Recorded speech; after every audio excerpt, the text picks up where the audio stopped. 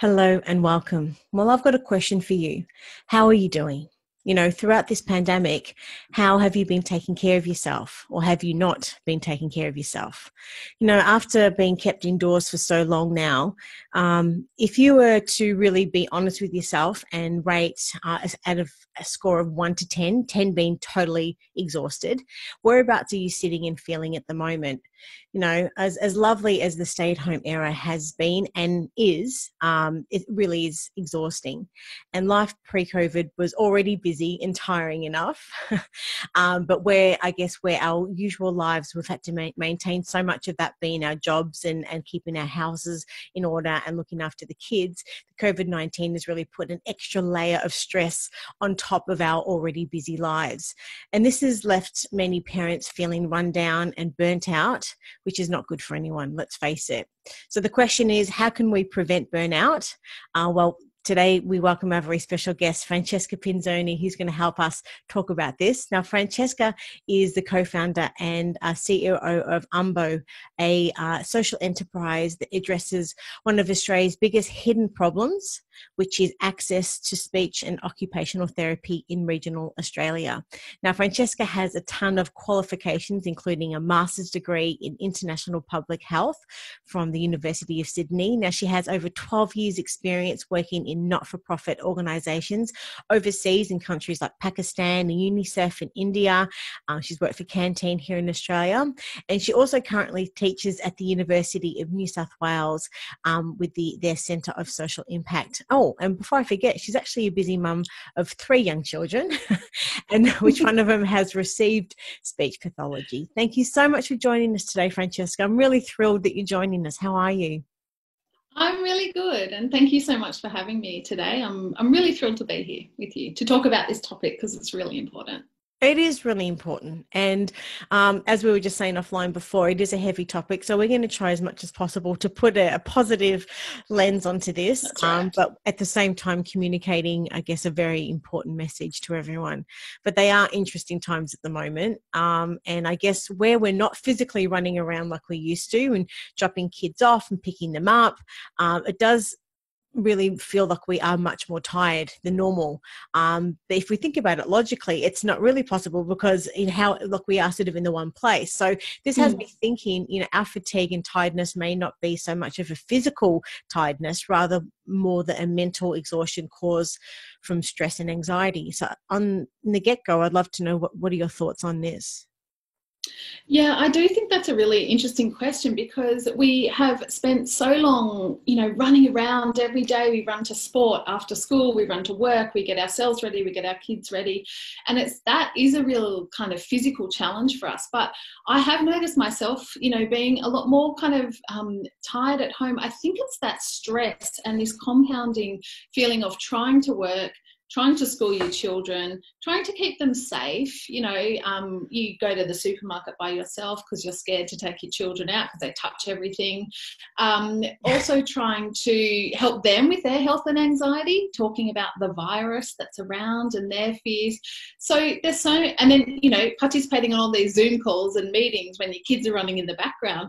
It's a real challenge. And I think you're right. There's this sense of tiredness and exhaustion that it's not the physical tiredness, it's this compounding mental kind of tiredness that we're feeling, which it feels very different than pre-COVID. Yeah. And so I think there's some things around, not doing all the drop-offs and pickups has been great. The occasional more sleep-ins have been great, but it's this mental kind of tiredness that I think it's a heaviness, I think, and uncertainty and economic problems. There's so many different things that I think is making us feel a lot more exhausted. Yeah, definitely.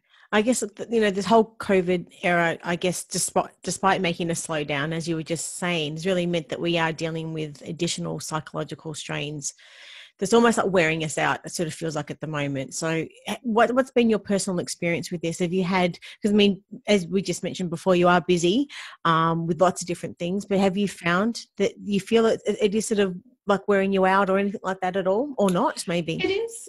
Well, it is in different ways. So I guess from a work perspective, it's been really interesting trying to, firstly, we had to navigate into this kind of online world. And that happened with my work at Umbo. We had to change some of the ways that we undertook our work, moving from, increasing our client numbers to increasing the number of therapists who need our support. But also my work at the university, we had to translate courses that were in a face-to-face environment into an online environment within a matter of a week, which was also a challenge. It was fun. But yeah, it was certainly a challenge. And, I had a lot of American students who were called back to America. So, that was a massive stress for them and supporting them through that. But yeah, it's this having our children home and in our world all the time. And as much as we love them, but the amount of times I hear mum, every single day, it kind of just slowly chips away at you. So I think it's a real balance of the work and the home. And it does kind of, at the end of the day, when it's, 8:30 at night and I'm kind of just sitting on the couch, I don't want to do anything. I just want to switch everything off, because that's kind of the coping strategy. But just don't put the news on, that's for sure. I don't put the news on. No, I've been watching some really good trashy TV. That's always been a really good downtime thing for me. And I love a bit of trashy TV, and it works well. So the other good thing that a lot of my colleagues do before we start any of our meetings, we do a bit of a personal check-in. How are you going? How do you feel? What's this week like? And so some weeks have been fine for me, and some weeks it's just gotten on top of me. And I've been really honest with them and said, actually, this isn't a good week. And it's really nice to have that support, to actually say that to, my colleagues, and say, actually, it's been tough, and they can help you with that, which is great. Well, that's just the thing, I guess, with all the extra energy that everyone's putting out, I guess many parents haven't actually done a check-in with themselves and realised they haven't been really doing much to put their energy back in to top up their energy levels. This is so important for parents to do this. Yeah, it is really important. And I think, we've often talked about with mums particularly, is around self-care, and this really important need to look after yourself and fill your cup first. Or there's always that analogy with the oxygen mask on the aeroplane, put yours on first.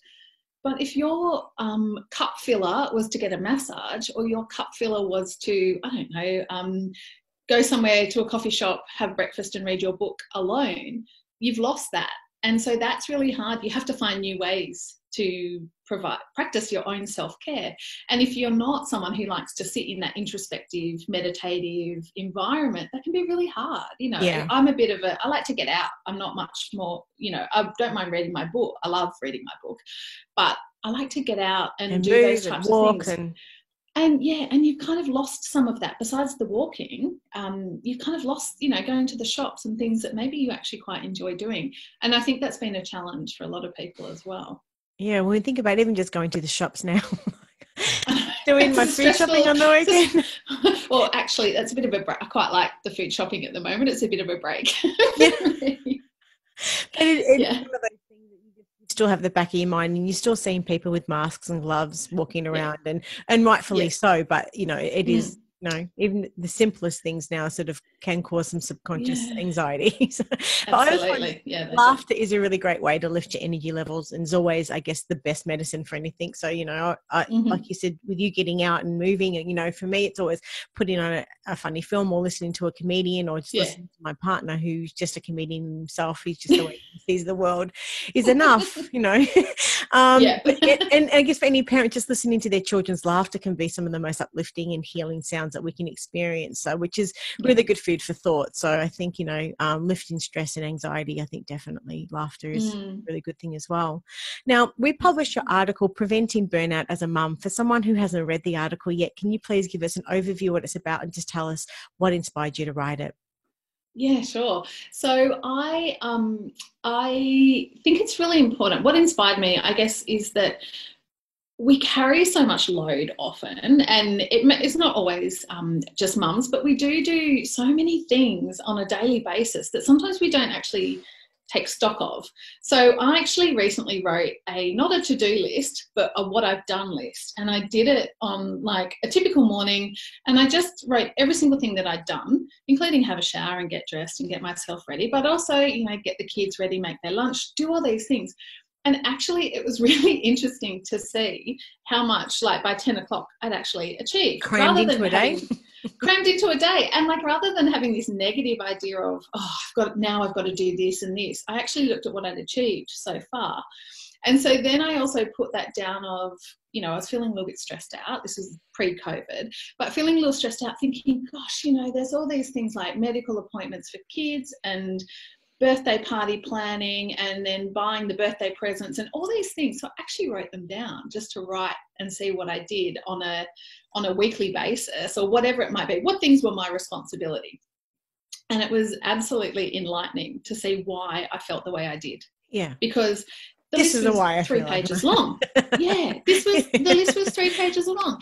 And so it was no surprise. So then I kind of wanted to really think about, what is it that I do then to try and stop myself burning out from that? And so I wrote that article because I think that there's some interesting tips and pieces that I've gathered over time from different people. I think we can always learn from, various people. Different kind of coping strategies, I think, or ways to prevent the burnout before it actually happens, because it's much harder to fix something once it's already happened than 100%. It. Yeah. So I think that's really important, is the more we can do now before we hit that point of, explosion, or whatever that may be, it's better to try and do it now. So one of the things, a couple of the key topics I focused on was, as parents, life is chaos. There is chaos, but if you fight against that chaos all the time, it's like being in the water and trying to swim against a rip. Everyone tells you, let the rip take you out, and then you kind of work out how to get out of that rip. And I kind of try and think like that, if the more I try and fight the chaos, the more it's going to kind of wear me down. So let's just embrace some of the chaos. Motherhood is chaotic. We know that, right? From day dot. So let's embrace that. And then that ties in to the next thing I covered, which is control. There's a lot of, we're always trying to control many things, but so many things are out of our control. Yeah. And if we actually accept the things out of our control that we don't, or that we cannot control, then it reduces your anxiety. So the whole thing around COVID and homeschooling, it's out of our control. We don't know when it's going to stop. I mean, obviously we've had some changes lately, but we don't know when the virus is going. So there's no point stressing too much over it, because it's just the situation that we're in. Yeah. So I think having control, trying to always control things can actually increase your anxiety and increase your mental kind of stress. I also wanted to kind of bring up about time out and make it good, like quality time out. So like I said, if your thing is reading a book, then take that time to read a book. Don't feel guilty. I mean, the guilt that we have as mothers is just beyond, take the time out to read your book, or go for a massage when you're allowed to, or whatever it might be. It's really important to rejuvenate yourself, I think, and just have a bit of silence, a little bit of quiet. It's really important, just a bit of quiet. And I guess the other couple of points I was really, interested to kind of share is that, when you juggle things, like not all balls are up in the air. I think that's really important, just to remind yourself that, so if work might be going really well, but home might be, a bit off kilter, or it can be the opposite, or whatever it is, but it's never going to be perfect. So I think that's really important to know. And my final kind of thought was around, we need to embrace the good people in our lives. So who are the good people? You just talked about your husband, who's a comedian. Not husband, partner. Oh, partner, sorry. Sorry, your partner who's a comedian. He's obviously like amazing, for you, and that's what you need. So, I try and lean on my husband, because he's very calm, and he's very funny too. And he loves kicking the football with my kids, which I can't. I don't like it. So that's good. That's his job. So I lean on him for those things. My friends, if they say, I'll come over with a coffee, great. Like, lean on your community and lean on your village. And so these are the kind of things that I do to try and stop that feeling of stress and anxiety that then leads to that burnout feeling. So just surrounding yourself with good people, yeah? I think it's really important. I really do. And look, it's not perfect for everyone. Like you may not have those good people, but if you can find them, like, you hang on to them, you really do, and you pull them right in.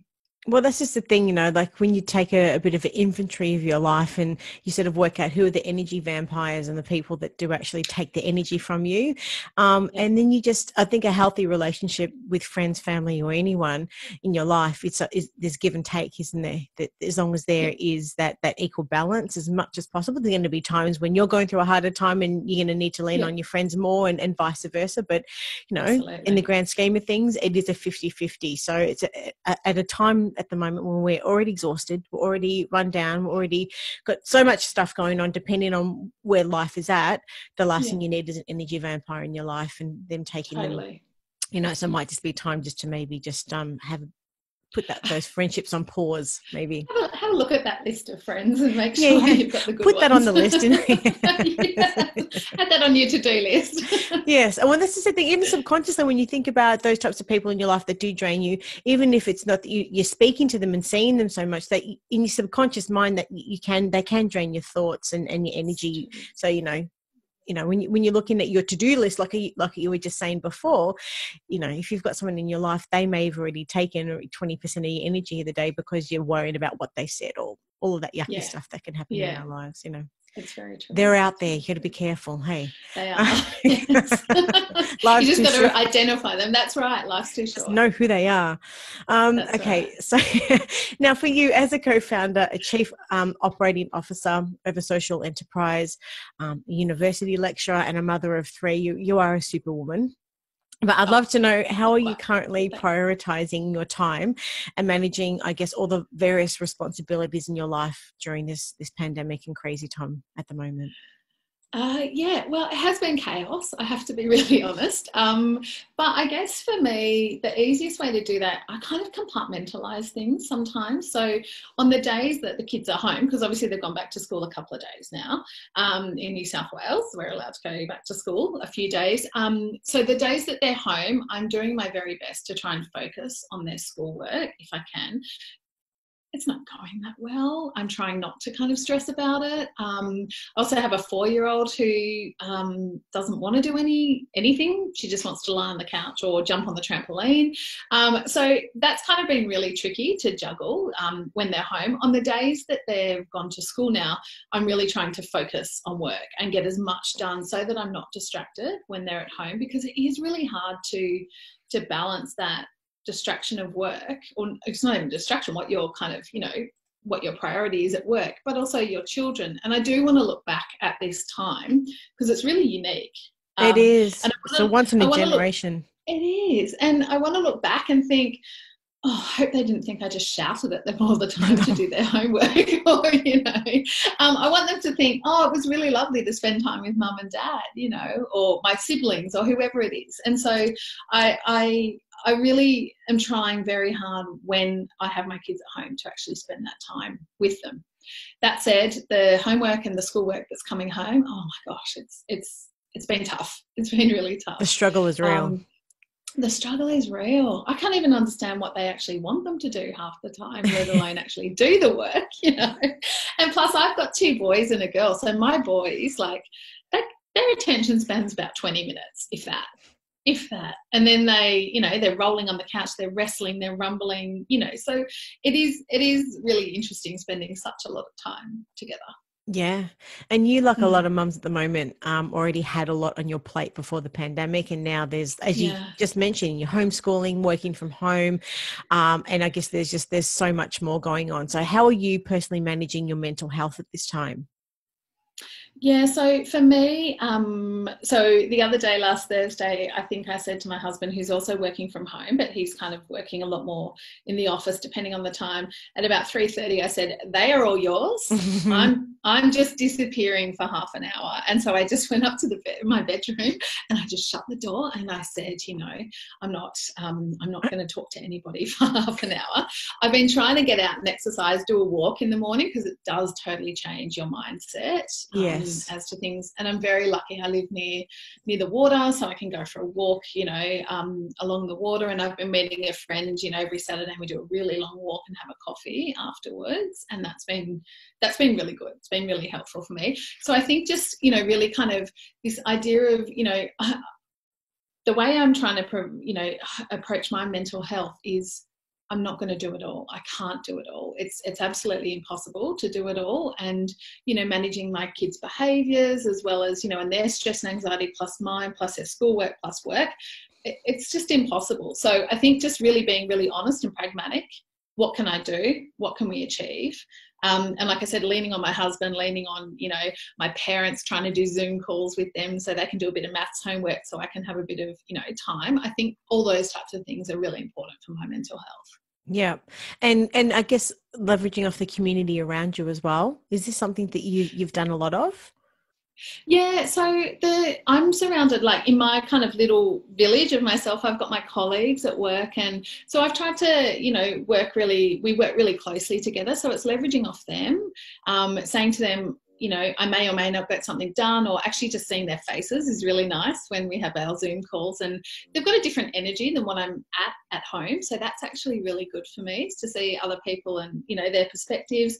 And yeah, like you said, kind of my community, my family, those, you know, we've been sharing a lot of chats on WhatsApp. We've been sharing a lot of information. Same for my friends. You know, we've been doing a trivia night. So things like that, you know, really leaning on your community for that kind of connection, that social connection, and to kind of decrease that feeling of kind of living in a bubble within your own house. I think that's really important as well. And to share these like parenting challenges. I sent a photo to some of my friends the other day of my, you know, they're all lying on the floor. The kids are all lying on the floor. I don't even know what they were doing. And my daughter's doing some form of gymnastics. And I said, you know, today's lesson was around, what was it?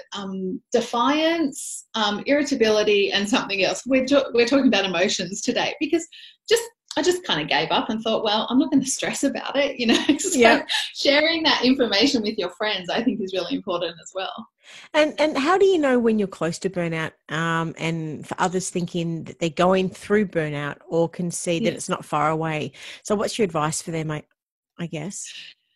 Yeah, I guess for me, in terms of feeling, if I'm getting close to that, I think sometimes it's that physical feeling that you get as well, that kind of, you feel it in your the tenseness in your shoulders. I also get that feeling of, you know, you get a bit snappy and you get, you know, a little bit irritable over different things. And I think I said this before, but the other day, you know, we're spending so much time together, and my 3 children, they like to excuse the words, but fart a lot or fluff a lot. And I said to them, you know, okay, rules in place now, like you excuse yourself and go out of the room to do it. I think it's just overload of so much. And so that for me was like one of those moments I was like, right, you know, rules are in place and we're not doing this anymore. No more fighting in this house. You need to fight, you go outside.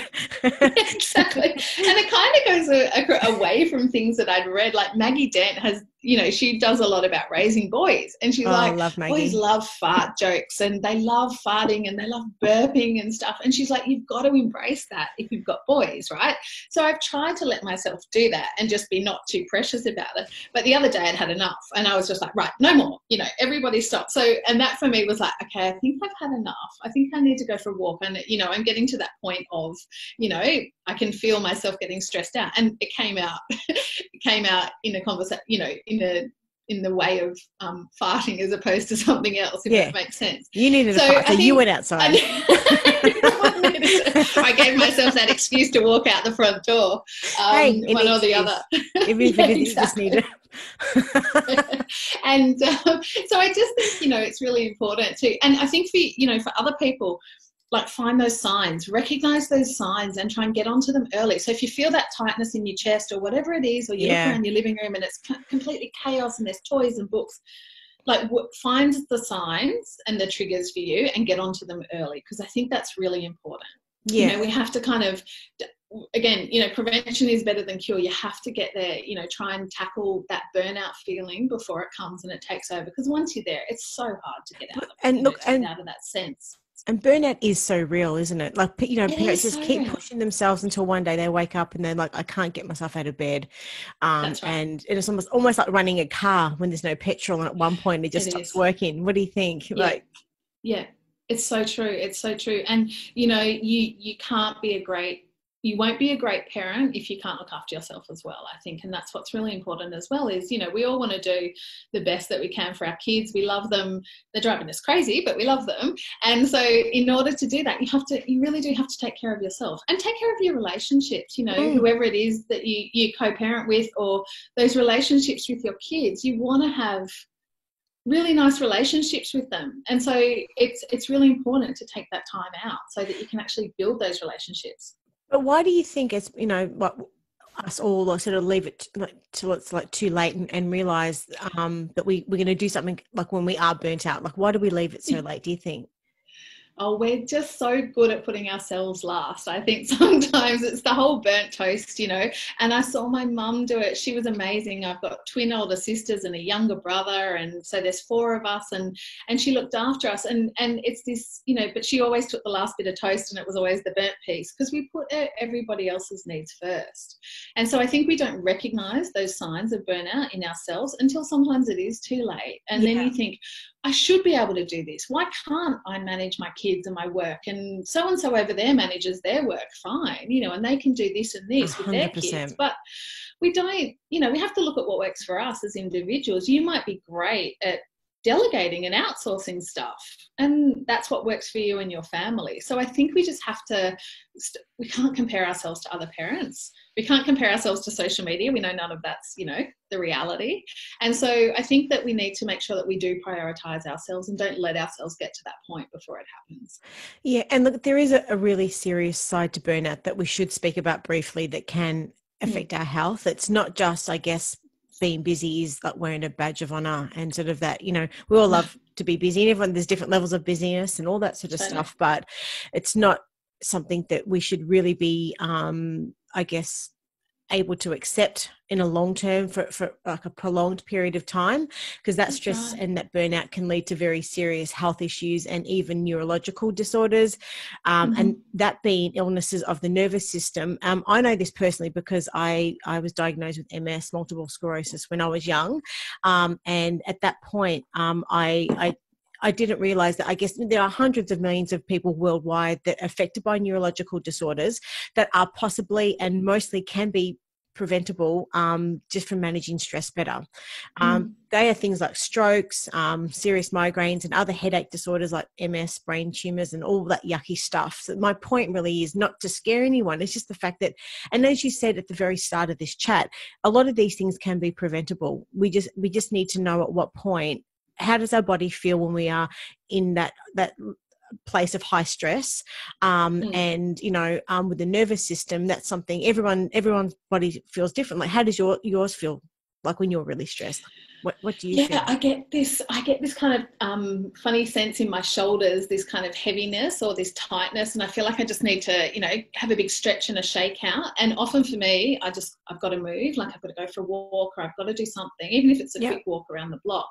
But I can feel this kind of heaviness that kind of comes over me, and I know that, you know, I'm gonna yell about, you know, the kitchen being dirty or something, like, oh, I can feel it happening, or, you know, I'm probably not going to be great in my work interactions, you know, because obviously, you know, you can be a bit short on your emails and things because, you know, you've got a lot of things to do. So I do get those physical manifestations sometimes. I think the other thing is, you know, stress is linked to a lot of inflammatory conditions. So it's not just around, you know, it's around how your stomach feels and how your body feels 100%. Overall. So there's so many different kind of physical indicators of stress, not just the, you know, the mental kind of indicators of stress for you, you know.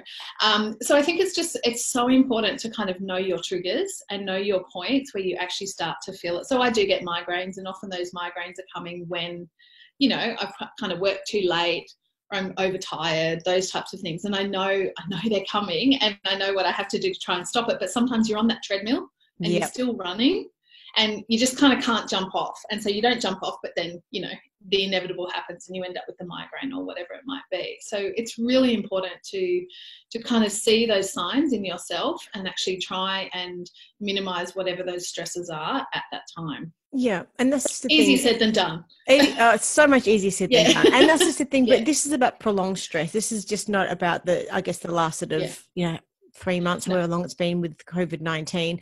This is something that over a prolonged period of time, but we can sweep these things under the carpet quite easily. So it's about knowing, as you just said, what the warning signs are, at what point your body's really giving you like that flashing red light, slow down, and which is time to apply those coping mechanisms. And I think it's having that honest conversation with yourself, saying, you know what, maybe I'm not okay at the moment and I do need to put myself first. So this is just a personal note to anyone listening, just to be aware of what your body is telling you, to listen to your body, and really just to be kind to ourselves, because as you said, we are trying to, in all instances, be all things to all people. It's almost a weakness to say, I can't do this, or can I do this later? I mean, God forbid, oh my goodness, we do it later. Like, the world's not going to come to an end. The world is not going to end. It really isn't. Yeah. And it's almost like having a daily check-in of saying, okay, as I said at the very start of this chat, of a score of 1 to 10, and 10 being total exhaustion, how am I feeling today? But being honest with yourself. So, you know. But the other thing as well, I think, you know, all of the negative things that have been happening with COVID-19 as well, I think sort of being optimistic about the future and having things to look forward to can also help us put us into a positive state of mind, and you know, of course, reduce anxiety, illness, and all of that fatigue and that yucky stuff. So, you know, it's been said that, I guess, planning ahead and setting goals for things that we can achieve and are realistic once we sort of get to the other side, I guess, of COVID-19 and out of lockdown, can sort of help get us out of a negative state. So I'd love to know what your thoughts are on the positive thinking and all the optimistic stuff as well. What are your thoughts? Yeah, I think it's really important. You know, they say, there's that saying that says, when you come home from a holiday, you've got to plan the next one. So you've got something to look forward to. And it's kind of like that. We have to think what's next, what's coming, and what do we really want to enjoy. And I think, for me, for example, it's going to be the little things, like going out and having a breakfast out with your friends or your family, or the little things that we probably maybe took for granted that we don't, you know, that we haven't had for a while, and now actually we're really happy to do those things. My kids keep asking to go to the swimming pool, which is the wrong time of year, but that's what they are kind of missing the most. So finding the good and the joy in those little things, I think, is really important. I know some of my colleagues are really keen to get back into the office. I'm not quite there yet, but I know that they are. So, you know, just looking forward to that kind of social connection with your work colleagues, I think, is another thing that, you know, is really important. For me, with the business that we have with Umbo, we've seen such incredible changes that have happened, and our business has really grown. So I'm so excited to see what's going to happen with that, because we've, you know, we're seeing more children, we're helping more families, we're seeing more people in communities. And for me, like, the purpose of what I do drives everything. And so for me, that's something I really want to look forward to. I want to talk to families and find out, you know, how they find our services, how we've helped ease, you know, stress or anxiety in their lives, how we've helped their kids communicate. So for me, that's another, you know, real positive that I think, you know, is kind of driving what I do. So when I am working late at night, or when I am tired or stressed or looking at the list of things, I go back to that, and that always helps me. It kind of regrounds me in that that positive outcome that we're trying to achieve. Yeah. And also for me, we had a holiday, a big family holiday that was booked, that obviously we can't take. And it was the first massive holiday we've had in about 10 years. So I'm just thinking about when that's going to be. And maybe a year, maybe 2 years, but it's just something to look forward to, something kind of that, you know, we can enjoy. So there's lots of different positives I think we need to take from this. Yes. Well, you've given us lots to think about in this chat today. If you were to, I guess, summarize your key messages for anyone listening and watching, what would they be? So I think for me, the key messages are, you know, find your tribe, your community, and lean on them. You know, our friends, our family, who is it that we need to, our work colleagues, and lean on them. Get that, you know, let's help each other. Let's help each other out. Let's really, you know, support each other in this time. The other thing is, you know, find that burnout, like find those signs early. Try and get onto them as early as possible. And don't be afraid to say, I need time out. I'm done. You know, I just need to walk away, or whatever it might be for a little while, because, you know, we need to do that. We need to give ourselves that self-care and that time to actually, and be honest with yourself. You can't do everything. We cannot be perfect teachers, perfect parents, perfect extracurricular activity providers, whatever it is that your kids or your family has been doing. We cannot be all those people. So choose what you're going to do and kind of stick to that, but don't beat yourself up over that. So they're probably my key takeaways is, find your village, find your family, lean on them, and don't stress about the things that are out of your control. And just be kind to yourself, hey? Be kind to yourself. It's so important. Yeah. Well, look, if anyone's got any other questions and or wants to find out more about Umbo, whereabouts can they find you? Yeah, so you can go to our website, umbo.com.au, and you can find out more information about Umbo there, or you can check out my LinkedIn profile. And I'm always open to questions or having a chat. Francesca, I've loved this chat. Let's do it again soon. Take care. So bye. Thank you so much. All right, bye.